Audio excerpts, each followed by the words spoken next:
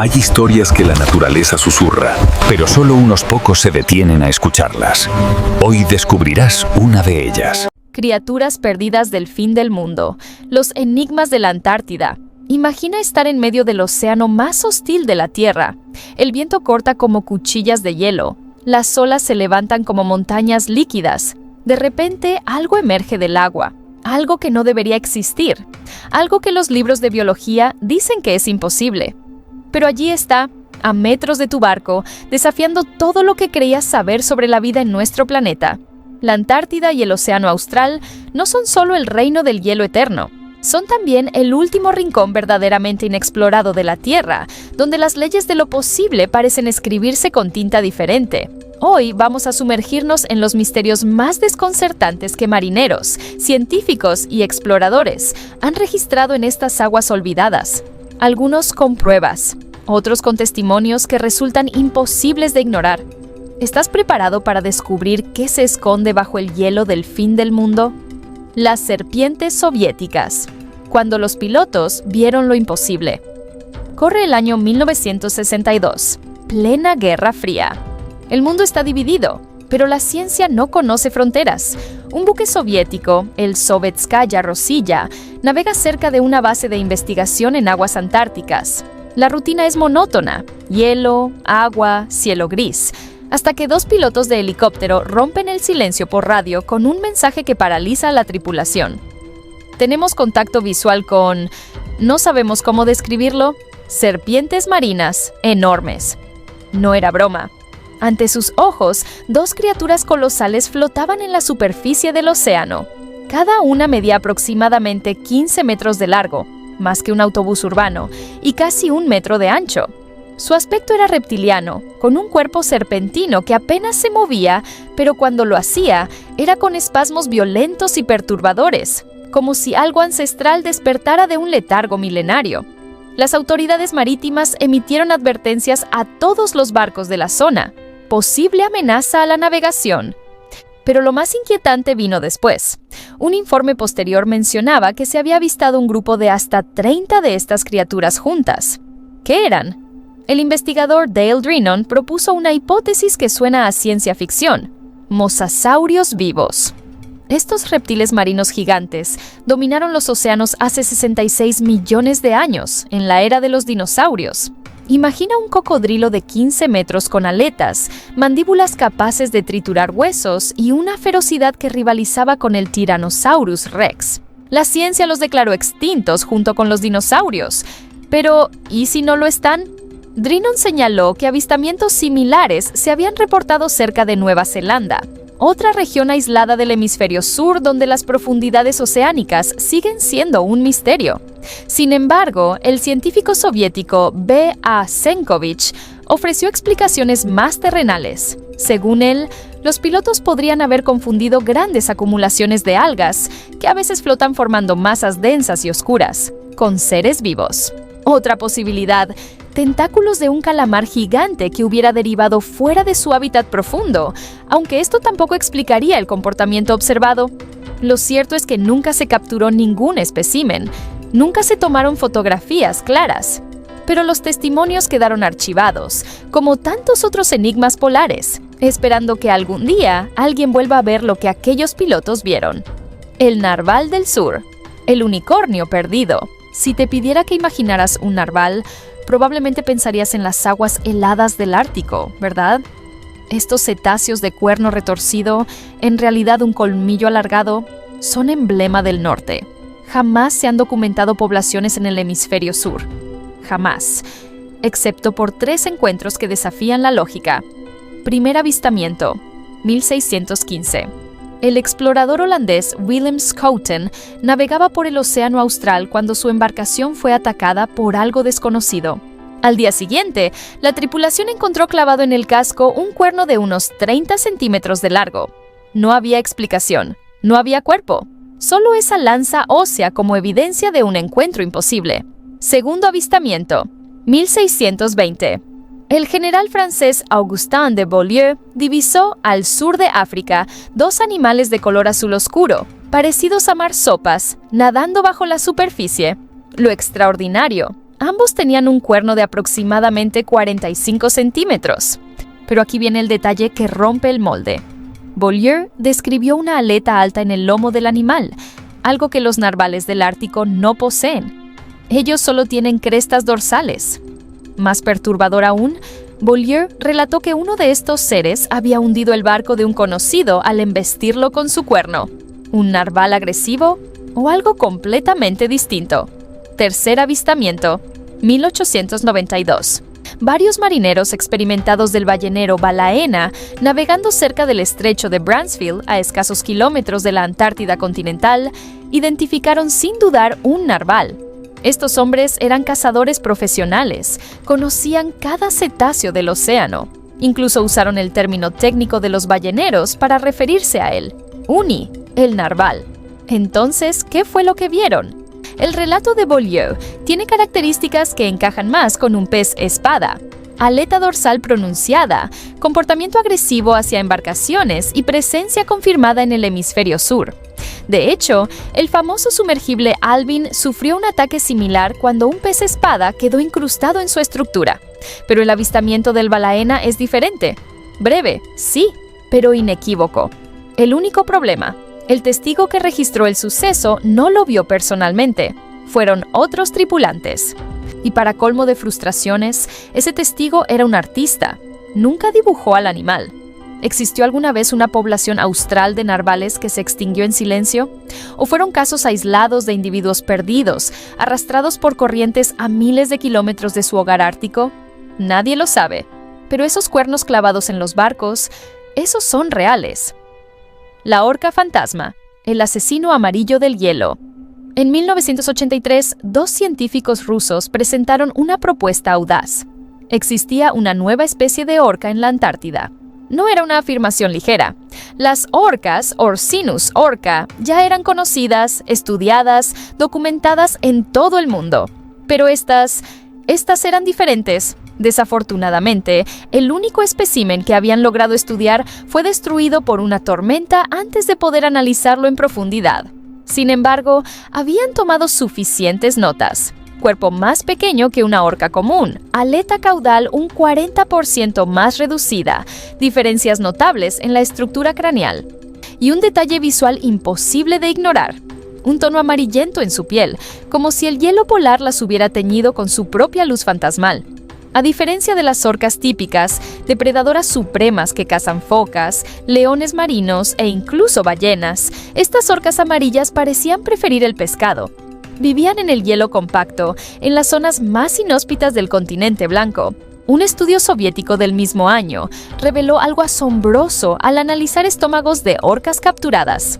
Las de coloración amarilla tenían dietas compuestas en un 98% de peces, mientras que las orcas blancas y negras tradicionales se alimentaban en un 90% de mamíferos marinos. En 2003, el biólogo Robert Pittman señaló que esta supuesta nueva especie tenía características similares a la orca tipo C. Una población reconocida pero poco estudiada, que también come peces, es más pequeña que las orcas estándar y habita en el hielo antártico. Entonces, ¿son la misma cosa? Ahí está el misterio. Aún se debate si la orca antártica amarilla es realmente una especie nueva, si es simplemente la tipo C con otro nombre, o si es una subpoblación adaptada de forma única al entorno polar. Hasta que no se capture y analice un espécimen completo con métodos genéticos modernos, el enigma permanece flotando entre el hielo y el mito. La morsa del sur. El colmillo perdido. Las morsas pertenecen al Ártico. Punto. Así lo dictan los manuales de zoología. Sus enormes cuerpos, sus icónicos colmillos de marfil, sus colonias ruidosas sobre témpanos helados, todo eso es patrimonio del hemisferio norte. Pero entonces, ¿qué fue lo que pintó el explorador holandés Jan Huygen van Linschoten a finales del siglo XVI? Van Linschoten creó una obra titulada Nativos y animales del Estrecho de Magallanes, y en ella aparece un animal que se parece sospechosamente a una morsa. Cuerpo robusto, aletas y lo más llamativo, dos largos colmillos sobresaliendo de su boca. El investigador Austin Whitall estudió la pintura con ojo crítico y señaló un problema. La cola del animal no se parece nada a la de una morsa. De hecho, propuso que podría tratarse del Iemish, un críptido descrito en leyendas locales como una nutria gigante. Las patas del animal en la pintura, argumentó Whitall, parecen más de nutria que de morsa, pero hay más teorías. Whitall también consideró la posibilidad de que fuera un Odobenocetops, una especie extinta de cetáceo con colmillos que habitó el hemisferio sur hace unos 5 millones de años. Estos extraños animales, emparentados con las ballenas, tenían características morfológicas únicas que los hacían parecer una mezcla de delfín y morsa. Y luego está la hipótesis más salvaje: tigres dientes de sable acuáticos. Un comentarista en el blog de Whitall señaló que Sudamérica tiene numerosos informes de tigres de agua, críptidos felinos de colmillos largos que supuestamente cazan en ríos y lagos. Mi amigo Howard Dark propuso una teoría fascinante.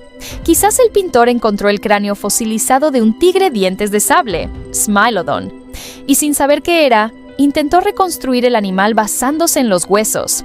El resultado: una criatura híbrida entre felino, mamífero marino y mito. Whitall también investigó descripciones del trauco, una criatura del folclore chileno, que en algunas versiones tiene patas de guanaco, pariente de la llama, cola de pez, cerdas espinosas como las de un erizo de mar y 2 cuernos puntiagudos. Whitall especuló que esos cuernos podrían ser realmente colmillos de morsa. Las cerdas espinosas encajan, la cola de pez tiene sentido, pero las patas de guanaco no cuadran en absoluto. ¿Y qué hay de los avistamientos posteriores? El explorador francés François Leguat reportó haber visto, al sur del Cabo de Buena Esperanza en África, una vaca marina roja con largos colmillos. En Nueva Zelanda, el naturalista James Hector escuchó relatos locales sobre morsas y especuló que quizás algún día se encontrarían poblaciones en islas antárticas o témpanos de hielo. Hasta hoy, no se ha hallado ninguna evidencia sólida de morsas en el hemisferio sur. Pero esos colmillos pintados, esos testimonios dispersos, nos recuerdan que el océano aún guarda secretos que creíamos imposibles. La serpiente de Kerguelen, el terror del horizonte. Las Islas Kerguelen son uno de los lugares más remotos del planeta. Un archipiélago volcánico perdido en medio del Océano Índico Austral, a casi 5.000 kilómetros de la costa africana. Allí, en 1809, un barco navegaba en aguas grises y frías cuando uno de los marineros gritó: «Roca a estribor». El capitán se preparó para maniobrar, pero entonces la roca se movió. No era una formación geológica, era algo vivo, algo inmenso, y se dirigía directamente hacia ellos. La tripulación estimó que la criatura era más grande que su propio barco, que medía 33,5 metros de eslora. Imagina eso. Un ser más largo que una ballena azul, más masivo que cualquier animal conocido en esas aguas. Su color era negro profundo, con incrustaciones que parecían percebes o manchas extrañas distribuidas por su superficie. La parte que sobresalía del agua era arrugada, describieron los testigos, con una textura similar a la de un paraguas.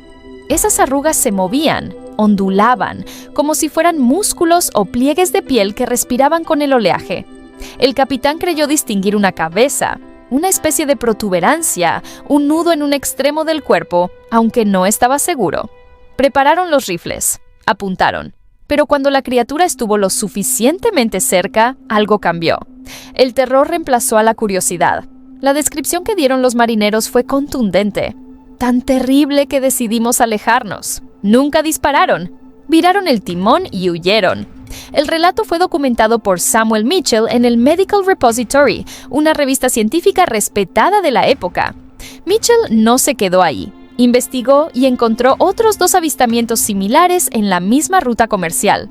En 1794, el capitán Whitlock reportó haber visto un animal masivo y desconocido con las mismas manchas distintivas que parecían ojos. Otro capitán, con el apellido, y no es broma, Conman, vio una criatura cubierta de percebes o algún tipo de parásito. Aunque admitió que podría ser una ballena desconocida, enfatizó que no se parecía a ninguna especie registrada. Mitchell, tras entrevistar a ambos hombres, dejó claro que eran personas de confianza, marinos experimentados, no dados a la fantasía. ¿Qué era aquello? Nunca se capturó, nunca se fotografió, pero el patrón es claro. Algo enorme, oscuro, cubierto de incrustaciones y con una textura de piel que ningún animal conocido posee. ¿Un cefalópodo gigante? ¿Una especie de ballena deformada por enfermedad o mutación? ¿O algo que la ciencia aún no ha clasificado? Las aguas de Kerguelen siguen siendo profundas, frías y en gran parte inexploradas. Quizás lo que vieron aquellos marineros sigue allí abajo, esperando. El caballo de Kerguelen, huellas en la nieve del fin del mundo. Si el monstruo marino de Kerguelen ya es desconcertante, espera a escuchar esto. En 1840, el capitán James Clark Ross lideró una de las expediciones antárticas más ambiciosas de su tiempo. Cuando su tripulación desembarcó en las islas Kerguelen, ese mismo archipiélago remoto donde décadas antes se avistó el monstruo, encontraron algo que no debería existir: huellas de un caballo o un burro. Aquí está lo que escribió el Dr. Robertson, miembro de la expedición. Las huellas medían aproximadamente 7,6 centímetros de largo y 6 centímetros de ancho. Tenían una pequeña depresión profunda a cada lado y estaban formadas como una herradura. El teniente Bird, quien lideraba el equipo de cartografía, siguió las huellas por la nieve recién caída, con la esperanza de avistar al animal. Pero las perdieron al llegar a un terreno rocoso sin nieve. ¿Un caballo náufrago? Es la explicación más lógica. Quizás un barco perdido dejó caballos en la isla antes de hundirse. Pero aquí está el problema. Las Kerguelen están a casi 5.000 kilómetros de la costa africana más cercana. Son tan remotas que apenas había tráfico marítimo en esa época. Ross investigó naufragios recientes en la zona. Dado que las huellas parecían frescas, estimó que el barco debió hundirse meses antes de su llegada, pero no encontró ningún registro de embarcaciones perdidas cerca de las Kerguelen en 1840. Entonces, ¿qué dejó esas huellas?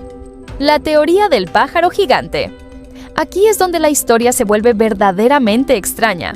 Ivan T. Sanderson, criptozoólogo pionero, propuso la existencia de una criatura conocida como Tres Dedos, un ave marina gigante que supuestamente ha dejado huellas en playas de todo el mundo. Las islas Kerguelen fueron uno de los lugares donde Sanderson afirmó haber encontrado evidencia. Bernard Heuvelmans, el padre de la criptozoología moderna, también consideró la posibilidad de aves oceánicas desconocidas en su obra En la estela de las serpientes marinas. Mencionó al Hesperornis, un ave prehistórica no voladora que se extinguió hace 72 millones de años. Estas criaturas alcanzaban hasta 2 metros de altura y nadaban con patas poderosas, cazando peces en aguas profundas. Aunque Heuvelmans no afirmó que el Hesperornis siguiera vivo, lo usó como ejemplo de que aves marinas desconocidas podrían ser responsables de avistamientos misteriosos. Curiosamente, en sus archivos personales, Heuvelmans anotó que hubo actividad críptica en las Kerguelen en 1995, aunque nunca especificó a qué se refería.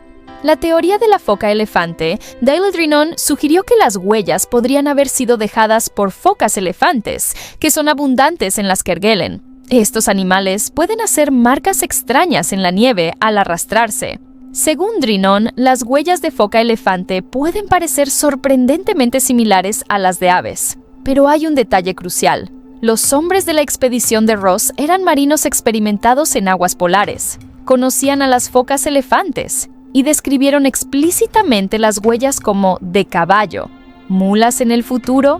Para hacer la historia aún más extraña, mulas fueron introducidas temporalmente en las Kerguelen en la década de 1940 para trabajos de carga, pero eso fue un siglo después del avistamiento de Ross. Entonces, ¿qué fue? Un caballo perdido de un naufragio fantasma, un ave gigante no descubierta, una foca elefante con huellas engañosas, o algo completamente distinto que dejó su rastro en la nieve y desapareció antes de que alguien pudiera verlo. Las islas Kerguelen no tienen mamíferos terrestres nativos, nunca los han tenido, pero en 1840 algo caminó por esa nieve y nadie sabe qué era. La ballena de aleta larga, el leviatán olvidado. La expedición de James Clark Ross no solo encontró huellas misteriosas. Un año después, en 1841, tanto el capitán Ross como el cirujano del barco, Robert McCormick, avistaron ballenas con aletas dorsales extraordinariamente largas, algo nunca visto en especies conocidas. 6 décadas más tarde, en 1902, el zoólogo Edward Wilson vio un grupo de ballenas similares durante una expedición antártica. Las describió como negras con barbilla blanca y aletas dorsales de aproximadamente 1 metro de longitud. Luego, en 1964, el cetólogo Robert Clark reportó 8 avistamientos de ballenas inusuales cerca de Chile. Aunque la mayoría estaban demasiado lejos para detalles precisos, en 2 ocasiones vio claramente grupos pequeños de ballenas con aletas dorsales altas. Las aletas eran principalmente negras con marcas blancas ocasionales. Las ballenas en sí eran negras con tonos gris blanquecinos. Algunas tenían manchas gris blancas rodeando la base de la aleta.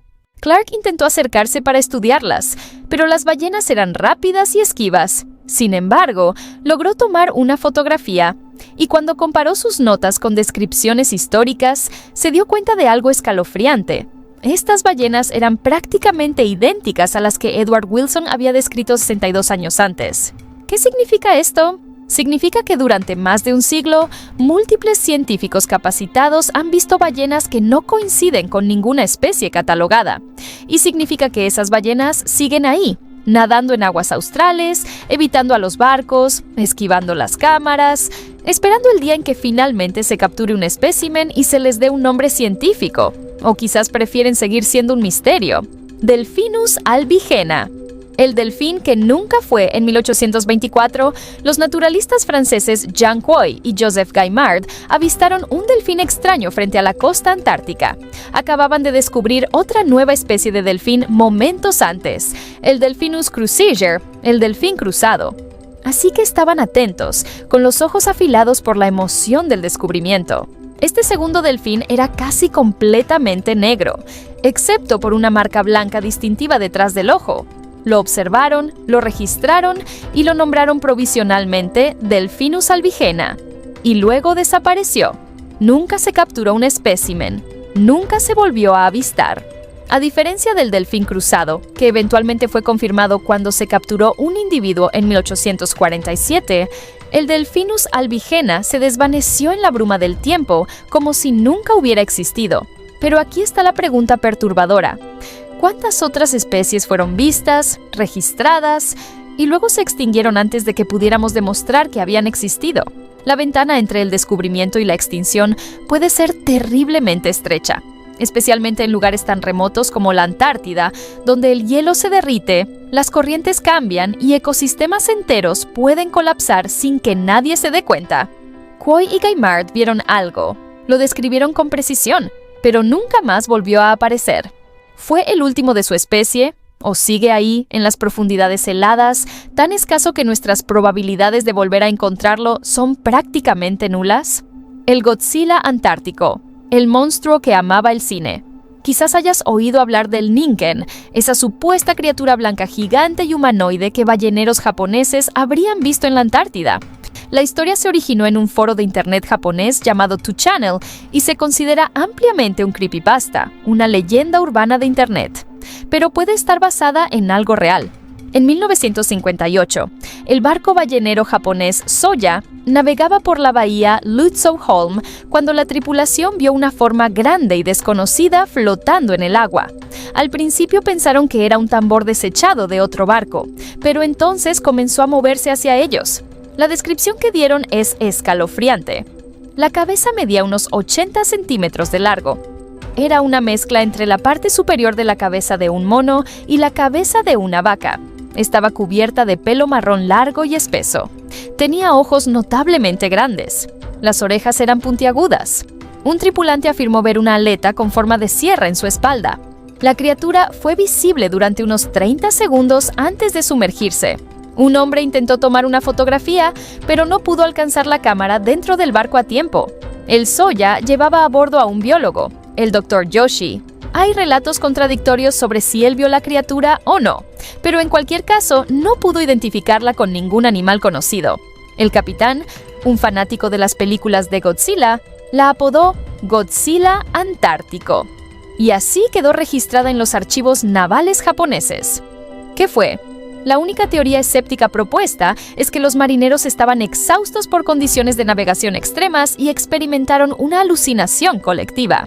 Pero las alucinaciones colectivas son extremadamente raras, especialmente cuando múltiples testigos describen detalles específicos y consistentes. Desde 1958, el Godzilla antártico no ha vuelto a ser visto, pero en algún lugar, bajo las capas de hielo y en las profundidades oscuras de la bahía Lutzow-Holm, quizás algo sigue nadando, algo con pelo largo, ojos grandes y una aleta dentada en la espalda, algo que por 30 segundos emergió del abismo y luego volvió a él. Conclusión: el hielo guarda sus secretos. La Antártida no es solo el continente más frío, más ventoso y más seco de la Tierra. Es también el último refugio de lo desconocido. Piénsalo, solo hemos explorado una fracción minúscula de las aguas que rodean el Polo Sur. Las profundidades bajo el hielo marino antártico son prácticamente terra incognita, tan inexploradas como la superficie de Marte. Hay fosas oceánicas, cañones submarinos, ecosistemas enteros que nunca han sido tocados por la luz de un sumergible. Es tan descabellado pensar que serpientes gigantes, orcas amarillas, narvales perdidos, ballenas de aletas imposibles y criaturas sin nombre aún nadan en esas aguas. La historia de la zoología está llena de animales que no podían existir hasta que los encontramos. El celacanto, un pez prehistórico que se creía extinto hace 66 millones de años, fue pescado vivo en 1938. El calamar gigante fue un mito de marineros hasta que finalmente se filmó uno en 2004. El tiburón megaboca no fue descubierto hasta 1976. La Antártida es el último lugar en la Tierra donde aún son posibles los descubrimientos imposibles. Así que la próxima vez que veas un mapa del mundo, mira hacia abajo, hacia ese continente blanco en el fondo. Y recuerda, ahí, bajo el hielo eterno, en aguas que nunca han conocido la luz del sol, pueden estar nadando criaturas que reescriben todo lo que creíamos saber. Porque en el fin del mundo, las reglas son diferentes y los secretos se guardan mejor. Si disfrutas de la naturaleza tanto como nosotros, suscríbete, dale a like y acompáñanos en cada nueva aventura.